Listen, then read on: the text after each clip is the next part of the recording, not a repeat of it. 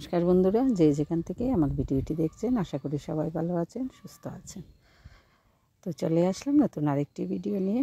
তো আজ দেখতেই পাচ্ছেন পুকুর পাড়ে বসে সকালের চাটা খাচ্ছি, কারণ খুব সকালে কিন্তু হাঁসগুলো ছাড়তে হয়। তো হাঁস ছাড়ার পরে কেউ না কেউ একজন কিন্তু একদিকের পাড়ে থাকতে হয়, তা না হলে দেখা যায় যে জমিনে চলে যায় মানুষের। তো ওটা নিয়ে অনেক কথাবার্তা হয়। তো আমি ওই পিচ্ছিকে রেখে তারপরে চাটা করেছি, যে তুমি এখানে থাকো, তারপরে আমি চা নিয়ে আসছি। তো ওকে নিয়েই কিন্তু এখানে চাও খেলাম। আর এই যে হাঁস চুকে চুকে কিছুক্ষণ রাখলাম, রাখার পরে দুপুর পর্যন্ত এখানে ছিলাম, প্রায় 11টা পর্যন্ত কিন্তু এখানে ছিলাম। তারপরে তো দুপুরে রান্না তো যেতেই হবে। তো ওই আরও 2 পিচ্ছিকে এনে তারপরে বসার জায়গা দিয়ে এখানে বসিয়ে তারপরে কিন্তু রান্না করতে গেছি। তো আজ এই যে নতুন ঘরের নতুন চুলায় প্রথম রান্না।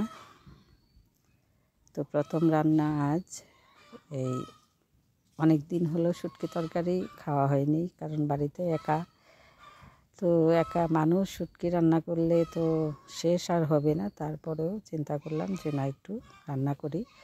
তো শুটকির একটা ঝোল রান্না করব, মসুর ডাল, আর আমার হাজব্যান্ডের জন্য মাছ ভাজবো একটা, কারণ উনি যে শুটকিটা কোনো দিনই খায় না, তো ওনার জন্য মাছ। তো এদিকে বসে রান্না করছি আর চারপাশের এই যে কিছু অংশ আপনাদের সাথে শেয়ার করছি, কারণ এমন একটা জায়গায় রান্নাঘরটা, আর মানে এখানে বসে পুরো বাড়িটা কিন্তু খেয়াল রাখা যায়, কোথায় কি হচ্ছে না হচ্ছে সব কিছুই দেখা যায়।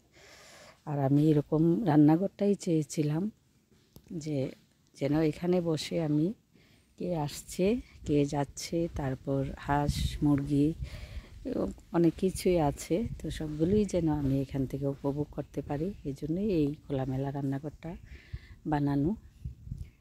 আর বাড়িতে আসলে বিশেষ করে আমার লাকড়ি চুলায় রান্না করতেই ভালো লাগে, পারি আর না পারি, কিন্তু চেষ্টা করি যে লাকড়ি চুলায় রান্নাটা সম্পূর্ণ করা।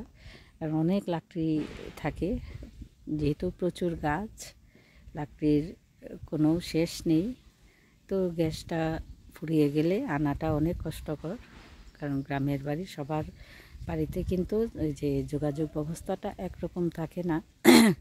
আর বৃষ্টির দিনে তো আমাদের এলাকা দিয়ে দেখা যায় যে অনেকটা জায়গা মাটির, তো ওই মাটির জায়গা রাস্তা যেটা, এটা কিন্তু খুব মানে রিস্ক একটা রাস্তা হয়ে যায়, যার কারণে না গ্যাসটা একটু কম করেই ব্যবহার করি। সকালের নাস্তাটা আর ওই যে রাতের টুকিটাকি কাজ এগুলি গ্যাসেই করি করে, আর দুপুরের রান্নাটা লাকড়িতেই করি।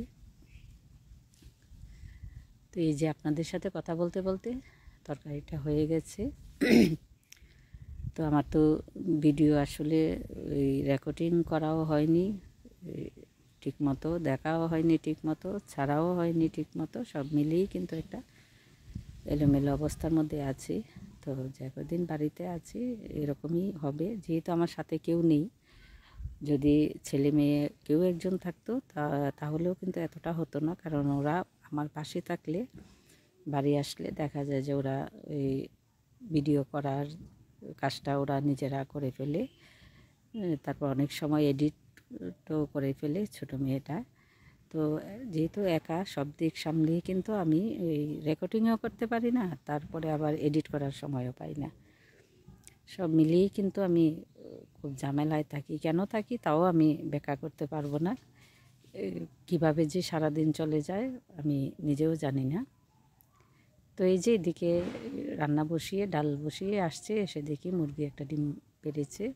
তো ডিমটা তুলে রাখলাম, আর ইচ্ছা আছে যে মুরগিটাকে বসানোর, তো বসাবো যতদিন পাড়া না শেষ হয়, শেষ হলে তারপরে বসাবো। তো ডিম নিয়ে এসে আবার ওই যে ডাল বসিয়ে কিন্তু চলে গেছি। তো এরকম খোলামেলা জায়গায় রান্না করা সব কিছু দেখা, জানি না কার কেমন লাগে, তো আমার কাছে ভীষণ ভালো লাগে।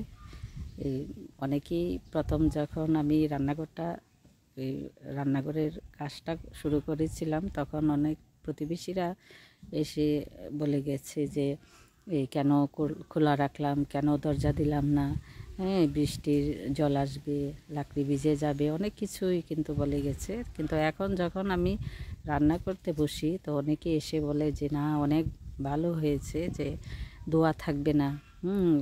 অনেকেই বলে আমার ঘরে অনেক ধোঁয়া জমে চতুর্দিকে, ওই যে বেড়া থাকাতে। তো আমারটা তো ধোঁয়ার জমার কোনো সুযোগ নেই, চতুর্দিক খোলা, একদিক শুধু বন্ধ।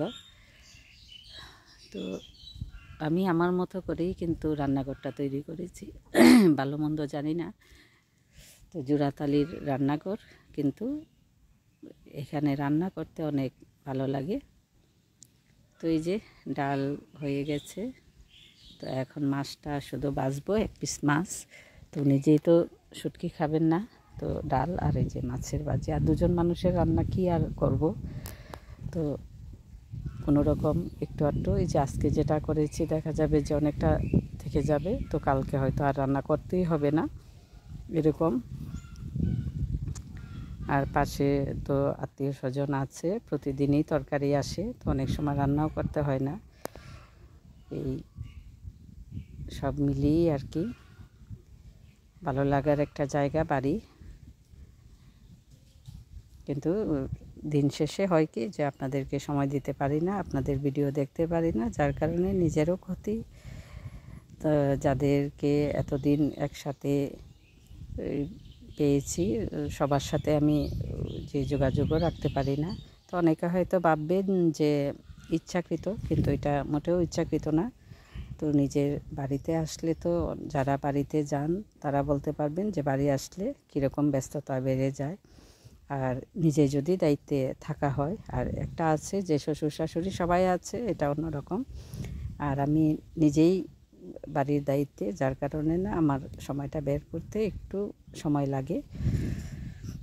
আর এভাবেই চলবে, একদিন দুই দিন পরে পরে কিছু নিয়ে আপনাদের সামনে হাজির হব। তো এই পর্যন্তই। তো এই যে মাছ ভাজি হয়ে গেছে। তো আজ এই পর্যন্তই। ভালো থাকবেন, সুস্থ থাকবেন, আমার পাশে থাকবেন। ধন্যবাদ।